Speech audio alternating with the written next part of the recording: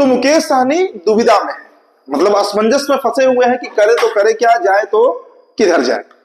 एक तरफ तेजस्वी यादव है जो भाव देने को तैयार नहीं है, जो मानने को तैयार नहीं है कि अगर महागठबंधन की सरकार बनेगी तो मुकेश सहनी डिप्टी सीएम होंगे, ना तो सीट पर ही कोई बात हो रही है, मुकेश सहनी अपना समा बांधे हुए हैं। दूसरी तरफ एनडीए गठबंधन है जहां जीत की गारंटी तो है कि अगर आते हैं मुकेश सहनी एनडीए में तो ये तय है कि अच्छी खासी सीट जीत जाएंगे, क्योंकि जीत का समीकरण फिलहाल एनडीए के साथ चल रहा है। अब ऐसे में मुकेश सहनी असमंजस में फंस गए हैं। लेकिन देखिए दोस्तों, एक अपडेट आई है हमारे पास, हम इसे ब्रेकिंग खबर तो नहीं कहेंगे, कई दिनों से ये खबर चल रही है कि मुकेश सहनी कुछ फैसला ले सकते हैं। क्या फैसला, किसके साथ रहेंगे, किस गठबंधन के साथ रहेंगे? देखिए, बातचीत अंतिम दौर में है। मैं एनडीए गठबंधन की बात कर रहा हूं, अमित शाह, भारतीय जनता पार्टी की बात कर रहा हूं। सीट शेयरिंग का फॉर्मूला हमने आपको पिछले वीडियो में बताया, अगर आप नहीं देखे हैं तो जाकर हमारा सामने वाला वीडियो देख लीजिए। उसमें मैंने क्लियर कर दिया है कि एनडीए कैसे सीट शेयरिंग करेगी, क्या फॉर्मूला तय हो रहा है। 100-100-18 बीजेपी जेडीयू चिराग, 25 सीटें बच रही हैं। 25 सीटों में मुकेश सहनी भी एडजस्ट होंगे, खबर है। और भाजपा की गारंटी है कि मुकेश जी अगर आते हैं, आप अगर 67 सीटों पर भी लड़िएगा तो आपके सभी सीट जीतेंगे, मतलब विधायक आपके बनेंगे। महागठबंधन में तो कोई गारंटी वारंटी नहीं है, लोकसभा चुनाव में मुकेश सहनी लड़कर देख चुके हैं। तो ऐसी परिस्थिति में दोस्तों जो खबर आ रही है, मुकेश सहनी की बातचीत भारतीय जनता पार्टी से अंतिम दौर में है। इस बात को लेकर अब मुकेश सहनी आश्वस्त हो रहे हैं कि एनडीए के साथ ही इस बार चुनाव में जाना है। महागठबंधन देखिए, तेजस्वी यादव अलग थलग पड़ते जा रहे हैं। जिस तरह का रवैया तेजस्वी अपनाए बीते कुछ महीनों में, लंबी यात्रा भी उन्होंने किया, जब समाज यात्रा, ना सहनी को पूछे, ना कांग्रेस को, ना वाम को। अब हर जगह सार्वजनिक मंचों से कह रहे हैं कि अगर मैं सीएम बनूंगा, मतलब खुद को सीएम फेस घोषित भी कर रहे हैं, डिक्लेयर भी कर रहे हैं। तो ये स्थिति महागठबंधन में बड़ी असहजता वाली है। कांग्रेस पार्टी एक अलग धुन में चल रही है, आप जानते हैं, लगातार तस्वीर देख ही रहे हैं।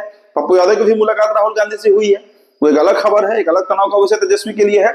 लेकिन कांग्रेस पार्टी अलग ढर्रे पर है, अलग रास्ता तय कर रही है, एक नई राजनीतिक समीकरण बना रही है, एक अलग तरह की राजनीति का प्रयास बिहार में चल रहा है। और इस बीच मुकेश सहनी से जुड़ी खबर जो आ रही है, ये सच में महागठबंधन के टूट की खबर है। क्योंकि महागठबंधन से अगर मुकेश सहनी, देखिए भारतीय जनता पार्टी जानती है कि हमारा समीकरण मजबूत है, लेकिन उसमें अगर सहनी की एंट्री हो जाए तब भारतीय जनता पार्टी भी स्वस्थ हो जाएगी कि अब उसे सरकार बनाने से बिहार में कोई नहीं रोक सकता। हालांकि देखिए, मुकेश सहनी से रिश्ते बड़े खट्टे रहे हैं भारतीय जनता पार्टी के। 4 विधायक इनके जीते थे 2020 में, राजू सिंह साहेबगंज वाले याद होगा आपको, मिश्री लाल यादव, कई प्रत्याशी जीते थे, लेकिन उन्होंने भारतीय जनता पार्टी का दामन थाम लिया। अब ऐसी परिस्थिति में क्या मुकेश सहनी भारतीय जनता पार्टी पर विश्वास करेंगे? लग तो रहा है कि करेंगे, क्योंकि जो खबरें आ रही हैं उसके अनुसार मुकेश सहनी ने भी मन बना लिया है कि अब एनडीए के साथ ही जाना होगा, क्योंकि तेजस्वी यादव उनको ना तो मन मुताबिक सीट देंगे, ना उन्हें डिप्टी सीएम का फेस डिक्लेयर करेंगे, और ना ही तो उन्हें बहुत अधिक तवज्जो देने जा रहे हैं। देखिए, सहनी वोटर्स बिहार में बड़े डिसिसिव होते हैं। आप मछुआरा कह लीजिए, निषाद कह लीजिए, केवट कह लीजिए, मल्लाह कह लीजिए, सहनी कह लीजिए, जो उपजातियां हैं, करीब करीब बिहार में 9% के आसपास इनका वोट बैंक है। भारतीय जनता पार्टी के साथ ये वोट बैंक जाते रहा है। लेकिन मुकेश सहनी की जब 2015 में एंट्री हुई बिहार की राजनीति में, उसके बाद से एक हड़कंप मचा। खुद को ये निषाद का बेटा बताते हैं, मुकेश सहनी राजनीति करते हैं मल्लाहों की, उनके आरक्षण को लेकर लड़ भी रहे हैं सड़क पर। तो ऐसे में एक बड़ा तबका तो हम नहीं कहेंगे, लेकिन एक बड़ा तबका है वोट बैंक का, जो मुकेश सहनी से इन्फ्लुएंस होता है। उनकी जाति का ही वोट है, लेकिन वो इन्फ्लुएंस होता है। तो ऐसी परिस्थिति में दोस्तों मुकेश सहनी जिधर जाएंगे, इसमें कहीं कोई दो राय नहीं है कि उधर पलड़ा भारी होगा। तो ऐसे में भारतीय जनता पार्टी का भी, देखिए भारतीय जनता पार्टी का प्रयास लोकसभा में भी रहा था कि मुकेश सहनी उनके साथ चले आए, लेकिन ऐसा हुआ नहीं।